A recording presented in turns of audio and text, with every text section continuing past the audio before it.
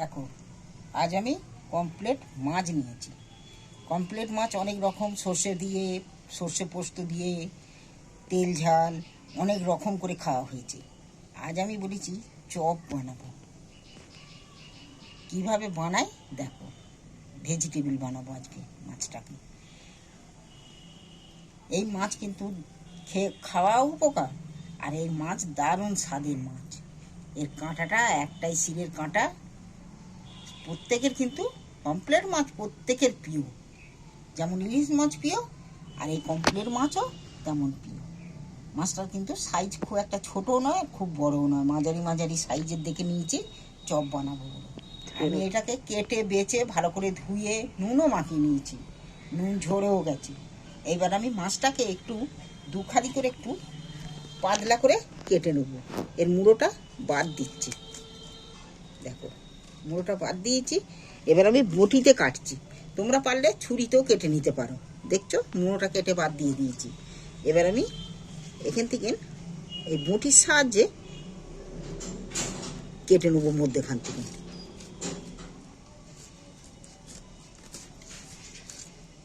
দেখো দুফালা করে নিয়েছি, দুটো টুকরো হবে। এইভাবে আমি মাছগুলোকে প্রত্যেকটা মাছকে কেটে নিচ্ছি।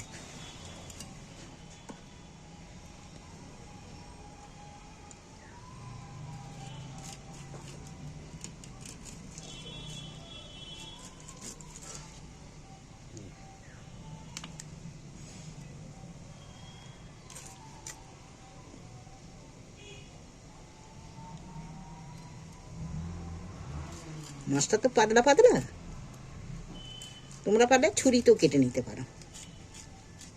আমার যেন ছুরির থেকে বটি যেন সুবিধে।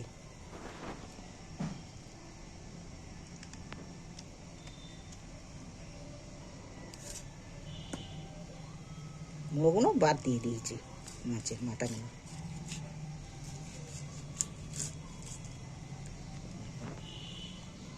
পরিষ্কারভাবে দুখাদি করে মাছগুলো করে, প্রত্যেকটা মাছকেই আমি দু টুকরো করে নিয়েছি।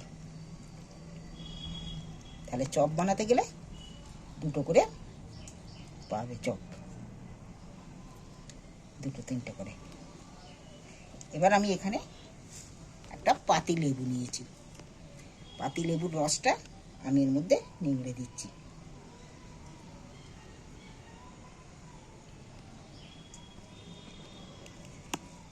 যে কোনো মাছে লেবুর রস দিলে মাছটা খেতে স্বাদ।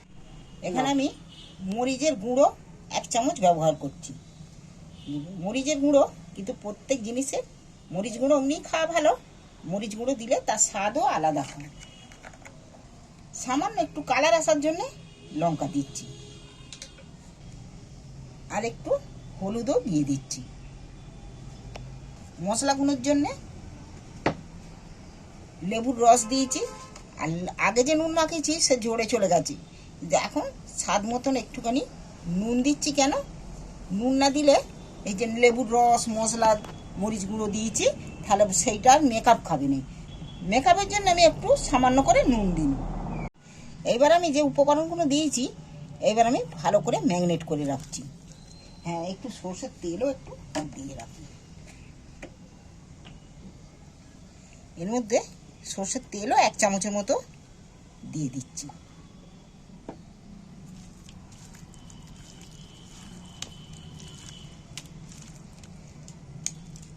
এই মাছের রেসিপি বানাতে কিন্তু খুবই সহজ, এমন কিছু কঠিন নয়, কিন্তু খাবেও খুব দারুণভাবে মাছটা খাবে, খুব তৃপ্তি ভরে। দেখো গায়ে কত সুন্দর মাখা মাখা হয়েছে। এবার একটু ম্যাগনেটটা আমার রইল এখানে। এবার সরিয়ে দিয়ে আমি কড়া বসিয়ে দিই। কড়াটা গরম হোক। এখানে আমি একটা বাটি নিয়েছি, আর আমি একটা ডিম নিয়েছি। ডিমটাকে ফাটিয়ে নিচ্ছি।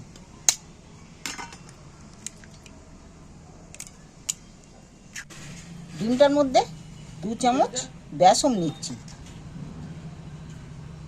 2 চামচ বেসন দিয়েছি। স্বাদ মতো নুন দিচ্ছি। সামান্য একটু ধনে পাউডার দিচ্ছি।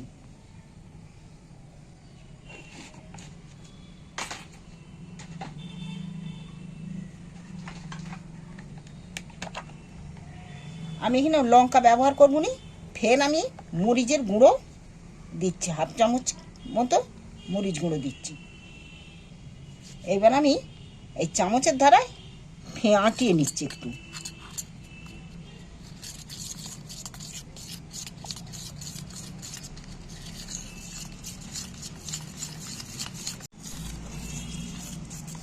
আমি ডিমটার মধ্যে বেসনটাকে বেশ চামচ দিয়ে ভালো করে ফাটিয়ে নিচ্ছি। এটা ভালো করে না ফাটালে তাহলে ডেলা ডেলা হয়ে থাকবে বেসনটা। আর এটাকে তোমরা যদি খুব মনে করো যে এ হয়ে গেছে, পাতলা হয়ে গেছে, তাহলে বেসন একটু দিতে পারো, কিন্তু এটা বাটারটা একটু ঘন করেই করতে হবে, যাতে মাছের গায়ে জড়িয়ে ধরে ভালো করে। দেখো আর ডালা ডালা কিছু নেই, এইরকমভাবে পাতলা করবে, খুব পাতলা না আর খুব ঘনও না, এইভাবেই রাখতে হবে। রাখলে এটা তাহলে মাছের গায়ে এইভাবে লাগবে। দেখছো কতটা লেগেছে পুরোভাবে, তাহলে মাছের গায়ে লাগবে। ফাটানো হয়ে গেছে, দিয়েছি উনুন জেলে কড়া বসিয়ে দিয়েছি। আর তোমরা পারলে সাদা তেল করতে পারো, আমার এখানে হাতের কাছে আমার সরষের তেল আছে, আমি সরষের তেলই ব্যবহার করে নিচ্ছি। বেশ খানিকটা তেল ঢেলে দিন, তেলটা আমার গরম হয়ে এসছে। আর এটা ভাজার সময় কিন্তু খুব একটু আস্তে আঁচেতেই ভাজবে। এইভাবে মাছটা আমি দিয়ে দিচ্ছি। হাঁড়িটা ডাকাবে কেমন করতে পারছে, দেখো এইভাবে যেমন ম্যাগনেট করা এটা আমি বুঝিয়ে তেলের মধ্যে তুলে দেবো।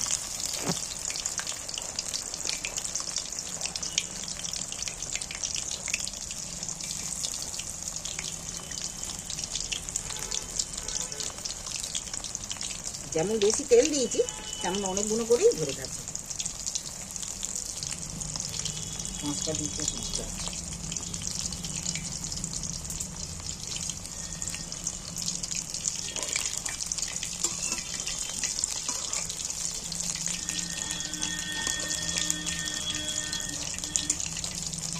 দেখো মাছগুলো আমি একটা একটা করে উল্টে দিচ্ছি। ডাল আর এরকম এই মাছের একটা করে চপ তেলে ছেলে বুড়োর একদম খুব প্রিয় হবে। দেখো আস্তে আস্তে আমি প্রত্যেকটা মাছকে একটা একটা করে উল্টে দিচ্ছি।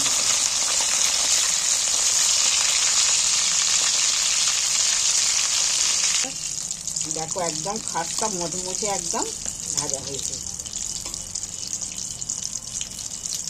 তবে চপ, যে কোনো চপ ভাজতে গেলে একটু গ্যাসের ফ্লেম একটু আস্তে করেই দিতে হবে। আমার উনুনে জ্বালি দিইনি, সেই কাঠের আগুনেতেই ভাজতে হবে আস্তে আস্তে।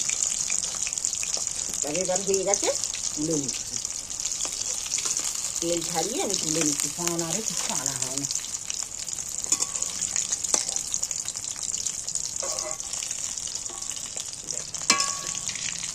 তোমাদের যদি পছন্দ হয়ে থাকে এই মাছের চপ, তাহলে অবশ্যই আমার চ্যানেলটা সাবস্ক্রাইব করে দিও।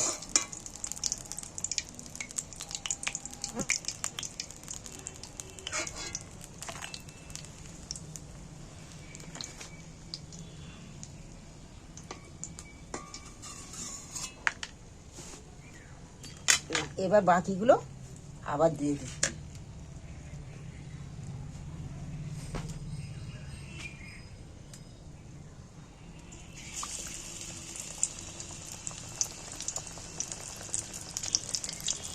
এইভাবে মাছকে ম্যারিনেট করে রেখে আর চপ বানিয়ে খেয়ে দেখবি, এসব রেস্টুরেন্টেও থেকেও টেস্টি খাবার হবে। অনেকেই চপ টপ খাওয়ার জন্যে রেস্টুরেন্টে যায়, এটা রেস্টুরেন্টে যেতে হবে না, তুমি ঘরে বসেই পেয়ে যাবে।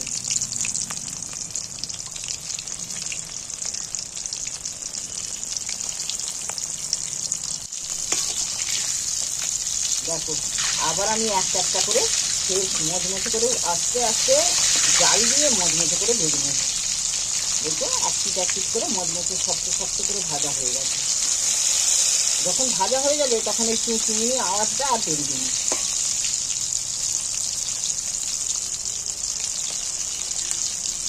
দেখো এগুলো আমার মচমচে করে লাল লাল করে ভাজা হয়ে গেছে, দেখতে ছাড়া কমে গেছে। এবার আমি এইগুলোকে তুলে নিচ্ছি।